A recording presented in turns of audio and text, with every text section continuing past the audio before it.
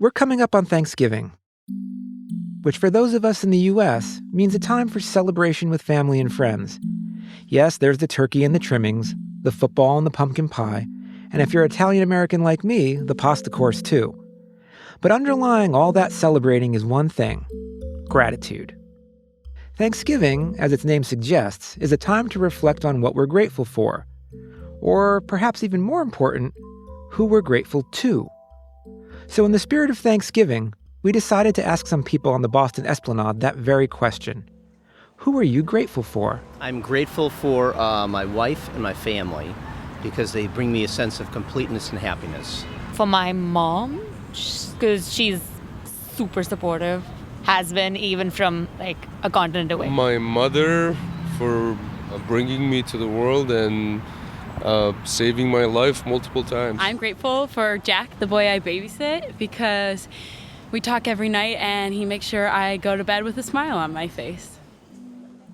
It's wonderful to have people we appreciate in our lives, but having people to thank doesn't always mean we do it. So we ask these people, when was the last time you thanked that person? That's a good point. Probably every 2 weeks. Would you say? Regular. Right, every couple of weeks. He has a calendar. Right, every couple of weeks. Probably on her birthday a few months ago. Mother's Day. Last night. I expressed that gratitude last night. What you're hearing here is pretty much on target for Americans. While some of us make it a point to show gratitude every day, most of us don't feel or express it nearly as often as we could. But foregoing that gratitude isn't just a slip in manners or a sign of being self-absorbed. By neglecting it, we're also missing out on a tool to make our future a better one. You see, even though gratitude seems like an emotion that's focused on the past, on what people have already done for us, its true purpose is really about the future, about improving what comes next. And that's why, long ago, almost all religions figured out how to build it into our lives in ways that happen much more than once a year. And each morning you say, thank you, God, for the miracle of having clothes. Thank you, God, for the miracles of being able to walk. Thank you, God, for the miracles of being able to have strength, for being able to open my eyes. On this episode of How God Works, we'll talk with Rabbi Geoffrey Mitelman, founder of Sinai and Synapses, about the ways Judaism found to nudge us towards gratitude on a daily basis. The more practice I am expressing that kind of gratitude, the more likely I'll be able to feel that emotion. And with author and religious scholar Dr. Diana Butler Bass about the surprising history of gratitude, how it applies to our current moment, and what that means for finding ways to make life better for everyone. Gratitude can either be, I'm going to close myself in, I'm going to be thankful that I'm safe and that my people are safe. Or gratitude could be one of the ways in which we structure this open table. I'm Dave DeSteno, and this is How God Works. Diana Butler Bass thinks about gratitude more than most. In fact, she spent several years writing a book about it, Grateful, the Transformative Power of Giving Thanks. But her interest in gratitude predates her book proposal. She's studied and written about the history of Christianity from its origins to its current trends. And while gratitude is an important part of being a Christian, turns out it meant something entirely different in the classical world. Well, I was surprised to discover that gratitude actually has a bit of a conflicted history. The word that we have in English for gratitude comes from the Latin word gratus. And that word was loaded in the ancient Roman world. It was a system of obligation and a system of transaction. And it was essentially the social system that held the economic system of the ancient Roman world together. And what it essentially meant was a kind of repayment. And so the ancient Roman world was structured around a hierarchical system of favors that people did for one another. And so if you were a wealthy person, you were supposed to share your gifts with others. You would patronize people who were of lesser status than you were. You were the patron and they were your clients. And what held those people together was this thing that was referred to as gratus. And that same word, gratus, was used by people who were lower status people. And what they were supposed to return was their thanks, their loyalty to their patron. So it was a transactional thing in the ancient Roman world that wasn't based out of free will. And so people were put into these economic relationships of gifts and gratitude, and that they didn't give gifts freely, nor did they give thanks freely. And the rich people turned it into sort of a quid pro quo. Yeah, it sounds almost as if, as you're saying, by its transactional nature, it sounded more like a strategy or something that we would call indebtedness or an obligation today. Yeah, it really truly was. It wasn't something that was about the heart. It wasn't really something about the spirit. It was a way that you survived economically in the ancient Roman world. But there were very moral Romans who were offended and shocked by that practice, as well as people in religions like Judaism and Christianity. And the essential vision of the Hebrew scriptures is that gifts are from God, and that in that sense, all gifts are given to all people freely. There's no obligation attached to those gifts. What happens to us as human beings is that we live in a sort of a humble relationship to that recognition that all of life, that everything we have is a gift. And it's not that we're obligated to return thanks to God, but instead from the sort of beautiful sense of God would give a gift to me, that sense of sort of being overwhelmed that my life is a gift, then you freely return thanks to God and then turn around and give gifts to other people. So that's very different than obligation and quid pro quo. Diana is hitting on an important point here. Most times people do something nice for us in life. It's not because they have to. It's because they want to. Which, if you think about it, is kind of affirming. It implies that they think we're worth it, that we're worthy of their kindness or help. But for us to live up to that expectation, to be worth it, we have to be good people too. We have to be willing to return kindness, or even better, pay it forward of our own free will. And it's gratitude that keeps that cycle of virtue going. As Georg Simmel, one of the most influential sociologists of all time, put it, gratitude is the moral memory of humankind. It reminds us that we're all in this together, that it's by working together, by cooperating with one another, that we thrive. But that doesn't mean gratitude always comes easily. Sometimes life's give and take can feel a bit difficult, or even lopsided. But it's during those trying times that finding gratitude can be most helpful. And it's there that religions have some advice to offer, and maybe even a head start when it comes to the idea of Thanksgiving. This idea of meals, blessing a meal or giving thanks for a meal. The meals that we have with our families around our dinner tables are just the sort of the home ritual version of the meals that we often share in community.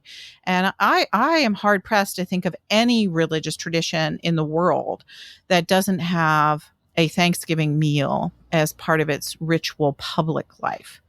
And so as a Christian, every single week you have a meal called the Eucharist, which is very amazing because that means Thanksgiving in Greek. And so the central liturgical act in high church traditions is being together in a church with a whole bunch of other people and having a meal that's called Thanksgiving. To me, right, whether we're doing this every week in Mass, whether we're doing it every day for a meal, whether we're doing it quarterly or in whatever religious faith you are, those elements, yes, you may be just thinking of it that you're giving thanks to God, but the emotional state that it's evoking in you is also a tool that helps you strengthen those relationships, helps you find that community that makes you more resilient. And that idea of resilience is one that I've been thinking about a lot, especially as we've been facing, COVID over the past year and a half.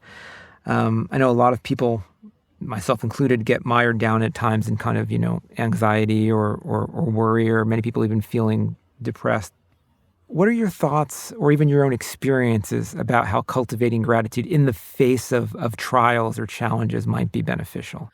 I do have home practices but the public ritual piece has always been kind of the companion to those personal practices. And so what has happened during the pandemic is that the public ritual pieces have gone away. And so that wearing away of the public practice, I found that to be debilitating on a personal level.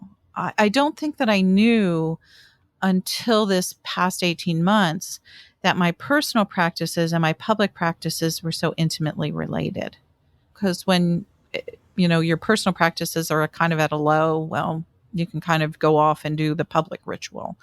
And so that wasn't available. And I felt like it was easier to forget to do the personal practices when the public practices were missing. And every time I got to that place where I realized that I had forgotten to be thankful, it was also a place where I was in extra depression or despair. And I'm generally a very optimistic and hopeful person, but this was a miserably difficult year. So I think that one of the things I learned to be grateful for was that I had enough practice, both in public ritual and in my personal life, and enough personal commitment to practicing Thanksgiving, that I could rally myself on these occasions and sort of say, this is part of what's wrong with me. And so I would kind of catch my breath and I would say, okay, where is gratitude right now? It's not always easy to do this, to rally yourself to feel grateful on a regular basis, especially in the face of struggle or overwhelming sadness, or when there doesn't seem to be anything immediately apparent to be grateful for. But like Diana discovered, reminding yourself to find gratitude, to focus on small things or simple rituals you might otherwise ignore in the toughest times, can lead to resilience. And while it might sound like some hokey, too good to be true, self-helpy thing, I've been studying the positive effects of gratitude on people for over 15 years, and they are profound.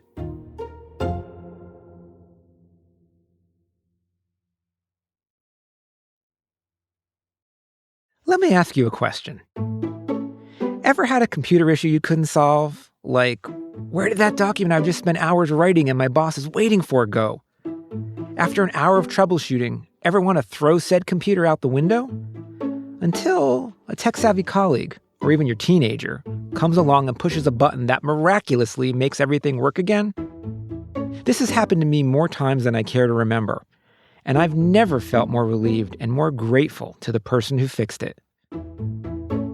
So when we needed to find a way to study gratitude in the lab, we decided to simulate this scenario. After we had people spend what seemed like forever working on a tedious task, we faked a computer problem for some of them. We then brought in an actor to fix that fake problem.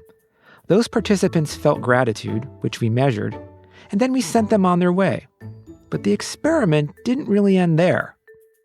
After they left the lab, we staged things so they'd run into the actor to whom they felt grateful. But this time, he'd ask them for help. It probably doesn't come as a surprise to you that people who were feeling grateful to him agreed to help him more often than did others who, although just having been in the same room with him, didn't have their computers crash and thus had no reason to feel grateful. But here's the kicker. People feeling gratitude weren't just more willing to help him. They were more willing to help anyone. When we switched things up so that a complete stranger, who was a different actor, asked them for help, they were ready and willing to lend a hand, even though they didn't owe him anything. And how much they helped depended entirely on how much gratitude they were feeling. We found similar results with all kinds of virtuous behaviors. When we give people an opportunity to cheat to earn more money, those feeling grateful cheat at half the rate of others. When we give them opportunities to share their profits, grateful people are more generous. When we ask them to make financial decisions, grateful people are less impulsive, preferring to save for the future. Remember that this Black Friday. And it's not just my team. Other researchers show that gratitude improves personal relationships, increases cooperation, reduces stress, decreases materialism, and even helps you sleep better. And perhaps best of all, we now find the same results when we ask people to simply count their blessings, to take a minute to reflect on who or what they're grateful for. So it's pretty clear that feeling grateful helps us be better and happier people. It's kind of like a multivitamin for the soul. But as any behavioral scientist will tell you, reaching a goal, in this case feeling more gratitude, takes more than just setting it. Take New Year's resolutions. By the second week of January, 25% have already fallen by the wayside. To reach a goal, you also need the right strategies and tools. So to find some, I turn to another faith that focuses pretty heavily on gratitude. Literally, by definition, to be Jewish is to give thanks. That's Rabbi Geoffrey Mitelman, and he's pointing out that even from its origins, Judaism held gratitude in high regard. The word Judaism comes from the tribe of Judah, and the word Judah actually goes back to the book of Genesis of when Leah gives birth to her son Judah, and she says in the phrase, "I will give thanks to God." Wow. So even at the start, even in the etymology of the word, we can see the role gratitude plays. But I want to get a sense of how it's actually interweaved in the rhythms of life, even on a daily basis.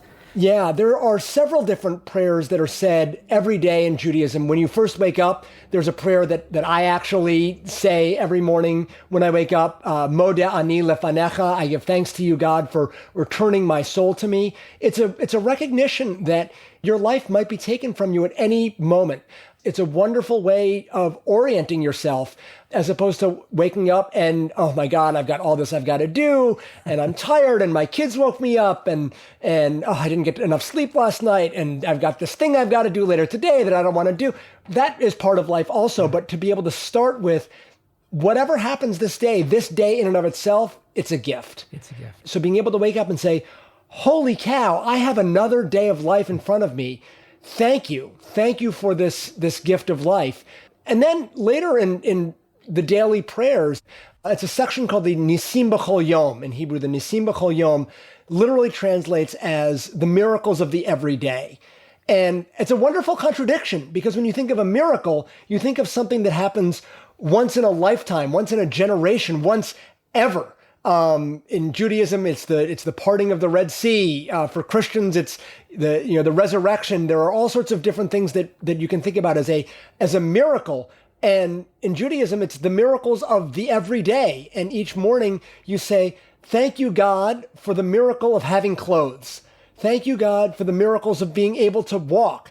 Thank you, God, for the miracles of being able to have strength, for being able to open my eyes. That is actually a miracle that happens each and every day. And the rabbis even say that we are supposed to say 100 blessings every day. You know, it's interesting. We all have the 3 or 4 things that if I say to you, Jeff, what are you grateful for? You'll probably say, oh, my family, my friends, maybe my career, my health. And not to diminish those things. Those things are hugely important. But in this prayer, what's really interesting to me is that it's the very simple things. As you say, it's the miracles of the everyday, the things that we kind of take for granted. Why do you think that is? Why do you think those who originated this practice focused people's minds intentionally on these little things? One of the challenges for people to be able to express any kind of gratitude or being able to offer up any kind of prayer is often being able to create that prayer, right? If you're placed on the spot to be able to say, please offer up this blessing before we eat, a lot of people, including me, would probably fumfer over it. We would stumble and not quite know what to say. But having words that are written and liturgy that we can say, they're not words that we have to come up with ourselves. Instead, we can look at the words and engage and find our own particular resonance with them. And so what can happen is that you could focus on one particular prayer that resonates with you at that particular moment. And the others, okay, maybe not so much, but today I'm going to be grateful for being able to have strength because you know what, my arm was not working and now, it seems to be a little bit better. So that's where I'm going to focus. Or, there's one of who opens up our eyes and removes slumber from the eyelids of, a couple nights ago, I had a really rough night sleeping. And today, boy, I had a great night's sleep and I can be grateful for that. So being able to have liturgy that allows us to be able to express those moments of gratitude when we might not be able to do that otherwise. What's fascinating about that is it almost seems like an ancient tactic for something that's quite popular today, which is gratitude journaling. Yes, you're not writing about it, but it's making you stop and reflect on things. But having the liturgy, I think, is even more important, as you're saying, because I don't have to sit there and go, okay, I need to journal today. What am I grateful for? Because if you do that, sometimes it can feel like there is nothing. If you have to think hard about something, you may feel like, well, there's really nothing. But in this way, you're given a set of things, and some days they move you more than others. And a line that I love from Rabbi Arnold Jacob Wolf, who says that we need to ritualize the ethical and ethicize the ritual. That we need to be able to say, this is something that I'm going to do on a regular basis. And you know what? The more I do it, the more likely I'll be able to feel that emotion. Judaism has always had this wonderful pole of sometimes when you feel it, you do something, but actually, and I know there's some research on this from psychology as well, sometimes you do something and by doing it, you feel it. We know from a lot of psychological work that when that feeling of gratitude fills you, when you experience it, a lot of good comes from that. And so what I love about it is that it's a tool to facilitate that feeling in a way that gives you 100 choices for what it's going to be on that day that moves you. But along that line, let me ask you, from your own perspective, what role do you think gratitude plays in fostering people's well-being? That's a great question. And I think there are a few different aspects to that. One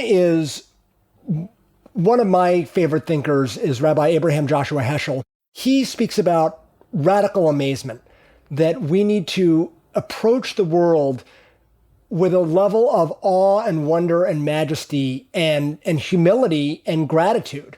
And one of Heschel's lines is that we praise before we can prove. We need to be able to look at whether that is our relationship or the world as a whole, but to be able to look at the world with an element of praise and gratitude, and then have the intellectual, analytic part of our brain turn on. And so understanding the world with an orientation of the world is good. That's, in my mind, the key message of the opening verses of Genesis. And the phrase that keeps coming back in the Torah is, and it was good, and God saw that it was good. And that is a evaluation, right, of being able to say, there is potential meaning in this world, and coming at the world from an orientation of, I'm grateful for my part of this. I'm grateful for being part of this universe, being part of this human family, and my gratitude of being able to contribute. I think that's a really important element that I think is overlooked in Western and particularly American society, which is what's in it for me. And religion, and for me, very much Judaism, approaches this question of not necessarily what are my rights, but what are my responsibilities and what are my opportunities of being able to contribute. That is a hugely important point. I think in today's world, especially with this emphasis on what's in it for me, that can lead to short-term pleasures, but over time, it leads to all kinds of problems.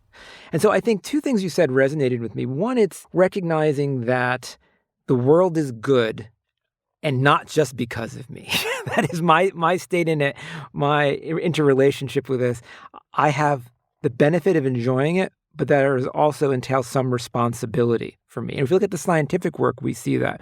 When people feel grateful, they're more willing to engage in environmental behaviors. They're more willing to help other people. They're more willing to sacrifice their time and energy to help others, even strangers. And what it really does is it reinforces that sense of obligation, not in a negative way, not in a way that like I'm indebted in, right? It's not that. It's the thank you. This really means a lot to me. And it's joyful for me to want to repay it. And so I think giving us the opportunity to feel that is important. Very much so. And I think, again, I love etymology. Religion from the Latin is religio, which means to bind together. Religion and gratitude are really about being part of a society, being part of a community, that the world doesn't revolve around us. I believe it's Rabbi Israel Salanter who had said that my neighbor's physical needs are a spiritual question for me. And I think that's a very powerful lesson of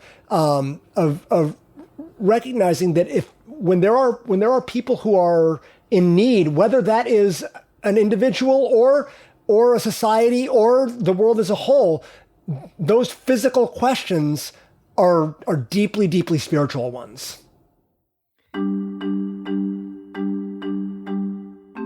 Whether you're a religious leader or a scientist, Jeff's point is on target. While religious thought emphasizes the need to help and care for our neighbors, it turns out that scientifically speaking, the same is true. It's people who are willing to share, be honest, and be generous that, over time, have the best outcomes in life. Sure, you can be a selfish schmuck in the moment and profit from it, but over time, you'll lose all the benefits that cooperating with others has to offer, and you'll be the poorer for it. Gratitude helps prevent that. By pushing us to treat others well, it helps ensure that they'll do the same, and that together, we'll all rise. But where does that leave us this Thanksgiving in America? What's the role of gratitude beyond the individual dining room tables we'll all be sitting at? I asked Dr. Diana Butler Bass. Oh, that's a really good question. What is really needed is that we have to understand how to set a really big table in a globally connected world where things happen on the other side of the planet that have an impact on you sitting in your house. I mean, that's what a global pandemic is. And so there's people who are angry about that. They're angry about the fact that because of our global connectedness, that they feel like they've lost control. When you lose control, then you try to take control. You figure, well, what can I do? Well, you can isolate. You can try to get rid of the people you consider to be the problem. You can kind of rebuild structures of politics or economics that exclude the people that you think aren't worthy of the goods of society or the gifts of creation. You can try to create protective enclaves where you and your people are secure. So that's sort of one side of the responses to globalism are things like authoritarianism, are things like isolationism, are things like me-firstism, or what's the option? And the option is something that humankind has really never tried before, but I think is absolutely necessary. And that is we have to try to figure out how to live together on this planet. And the image for me is that I dream of a global table. The vision of Eucharist in the Christian tradition is the idea of an eternal feast, a table where everyone is welcome and all are fed. And for me, that's not just a sort of a pie in the sky heaven thing where just Christians are going to be with Jesus after they die, but that can be a reality here on earth, is that we can actually create some sort of consciousness of a global table where we keep pulling up chairs, where people can really be seated and cared for, and the gifts of all creation can be shared around the table. And that we can steward those gifts in a shared way, and that we can learn to be grateful for one another's stories and one another's presence and what we each bring to that table. So if Thanksgiving is about setting a welcoming table and reflecting on all that was good in the past year, I think it's fair to say that gratitude is an important part of the story. By making us more welcoming, more generous, more kind, patient, and helpful, it ensures that next November we'll have even more to be grateful for. But that's really only true if we're willing to embrace it more than just one day a year. It's here that the wisdom of Judaism's Nisim B'chol Yom, the Christian practice of saying grace, and similar rituals of many other faiths offer some assistance. Yes, people are thanking the divine, but they're also cultivating gratitude. They're feeling it again with each new prayer or blessing throughout the day. But you don't have to be a person of faith to benefit from this type of practice. In our studies, gratitude for friends or family affected people in a similar way, as did gratitude toward God. But to reap those benefits, you have to take the time to reflect on what you're grateful for. And that's why making it a ritual, even a secular one, can make all the difference. So while you might save the turkey and trimmings for Thanksgiving, make giving thanks an everyday occurrence.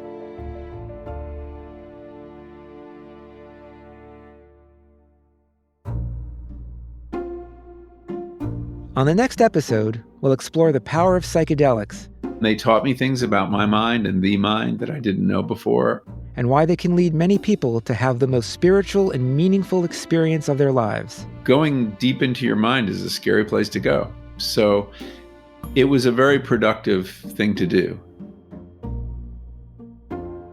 How God Works is hosted and written by me, Dave DeSteno. Our senior producer is Josie Holtzman of Future Projects. Associate producer is Sophie Eisenberg. Our executive producer is Genevieve Sponsler. Music and post-production mix and master by Merritt Jacob. The executive producer of PRX Productions is Jocelyn Gonzalez. This podcast was made possible with support from the John Templeton Foundation.